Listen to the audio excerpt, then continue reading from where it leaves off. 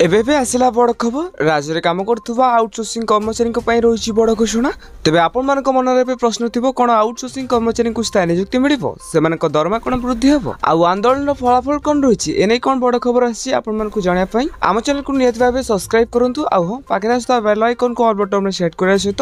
Video जब informative होता है निहत भाव वीडियो को लाइक करने सहित डिस्क्रिप्शन में टेलीग्राम चैनल लिंक अच्छी जैकि आपने जॉइन जातु। तो देखो आंदोलन पर यार फलाफल किसी आसीना कहीं माननीय मुख्यमंत्री एपर्यंत कौन बयान देना जमीक पूर्व माननीय मुख्यमंत्री कहते समस्त आउटसोर्सिंग कर्मचारी मान स्थायी नियुक्ति मिलवा सहित से दरमा सहित पेंशन लागू कर शासन को आसला माननीय मुख्यमंत्री ए सब भूली सारे। तेज जो भाव सरकारी आउटसोर्सिंग कर्मचारी महासंघर जो भाव आंदोलन चलता आशा करा कि आंदोलन फलाफल निहत भाव आउटसोर्सिंग कर्मचारी सपक्ष होपर्यंत माननीय मुख्यमंत्री कौन भी बयान ना आमको जहाँ भी एपिसोड खबर मिली जुलाई 15 तारिख में गोटे प्रेस मीट रही जहाँकि माननीय मुख्यमंत्री